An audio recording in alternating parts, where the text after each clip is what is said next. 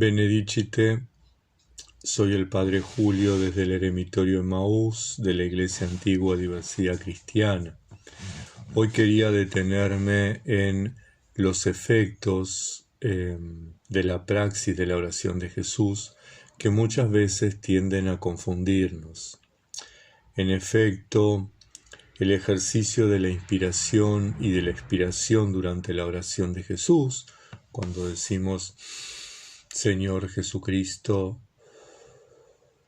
ten piedad de mí, pecador, oxigena nuestros pulmones, nuestro organismo, purifica nuestra sangre, produce sensación de tranquilidad, de paz, de relajación, de quietud,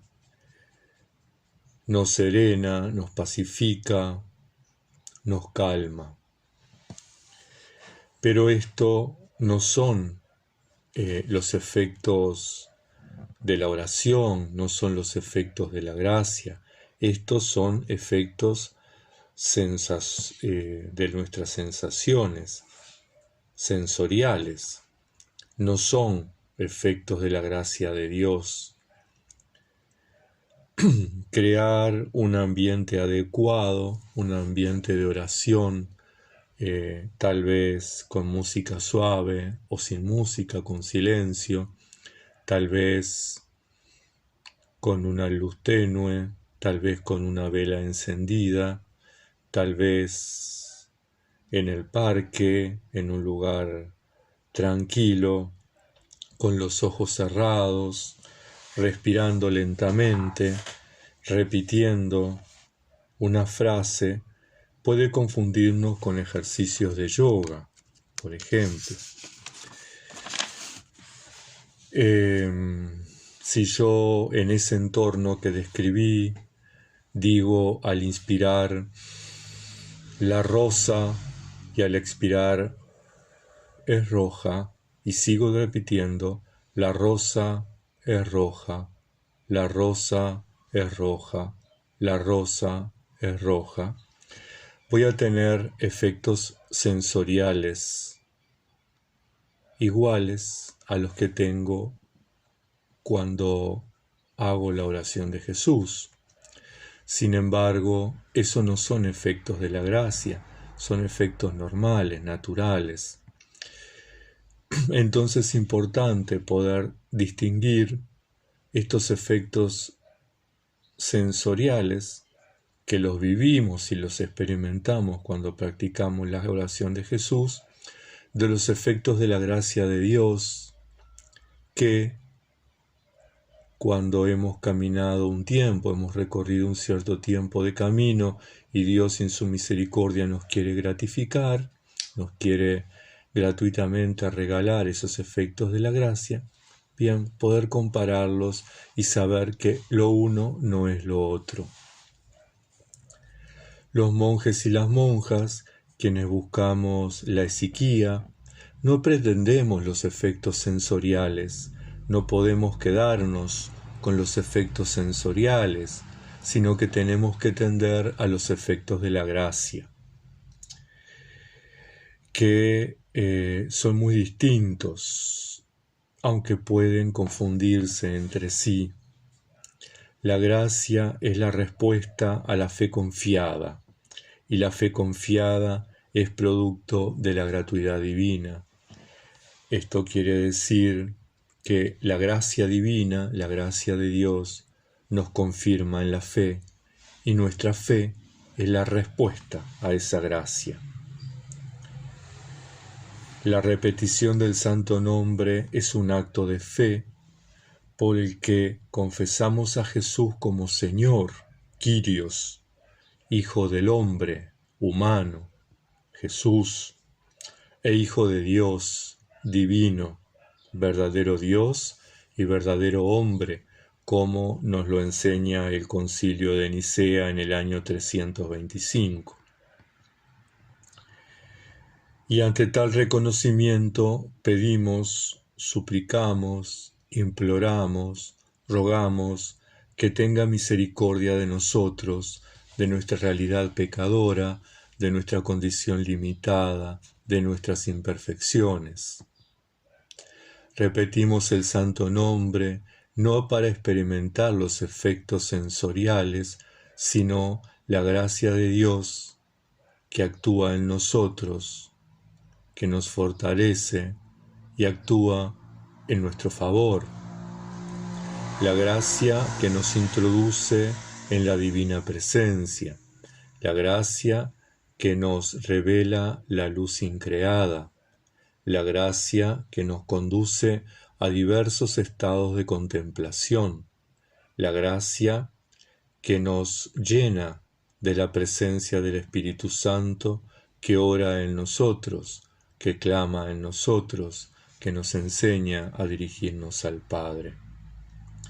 Repetir el santo nombre no para experimentar los efectos sensoriales, sino los efectos de la gracia, es la respuesta humana a la gratuidad divina, una gratuidad divina que nos invita a vivir en su presencia, y la presencia nos introduce en la esiquía. Estar en la presencia de Dios nos conduce a ese estado de gracia, a esa paz interior, a esa unión plena con Dios, ese estado de comunión con aquel a quien amamos, a quien buscamos y a quien pretendemos servir. Es importante tener en cuenta que los primeros efectos de la gracia, como nos lo relata el peregrino ruso en sus relatos, es el amor. La oración de Jesús, cuando provoca la gracia en nosotros, nos lleva a ese estado de amor, un amor a Dios, un amor a la creación, un amor a todos los seres humanos, aun aquellos que podríamos considerar como nuestros enemigos, como las personas que nos separan de Dios, como las personas que nos producen daño. Ese amor va acompañado de un gozo y de una paz inmensas, porque Dios está con nosotros, Dios está en nosotros. Entonces, tenemos que tener en cuenta que si bien existen efectos que nuestros sentidos los experimentan, no son efectos de la gracia, son efectos de la naturaleza, producto del ejercicio, de la práctica respiratoria, de la práctica de relajación. Pero eso no es la gracia de Dios. Tengamos en cuenta entonces que la gracia es la que instala el amor en nosotros, la que instala el gozo, la que nos introduce en la esiquía, en la paz y la tranquilidad interior, en ese desierto en el que estamos en comunión plena nosotros y Dios. Que Santa María siempre Virgen,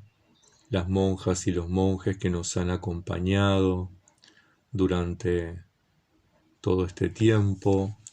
y que nos enseñan con su ejemplo y con sus palabras los misterios del reino, nos cuiden y nos protejan durante esta semana y animémonos entonces a pedir durante la oración la gracia de Dios, que la gracia llene nuestro corazón, que la gracia nos inunde,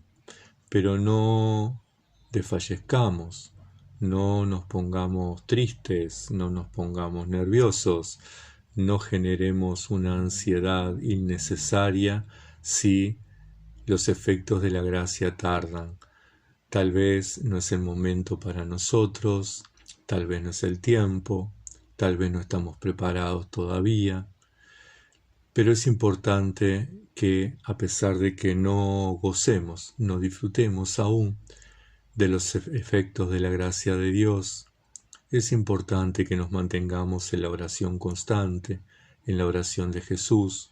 sabiendo que tarde o temprano el Señor va a consolarnos, que tarde o temprano el Señor va a regalarnos su presencia, va a regalarnos el gozo de la comunión con Él,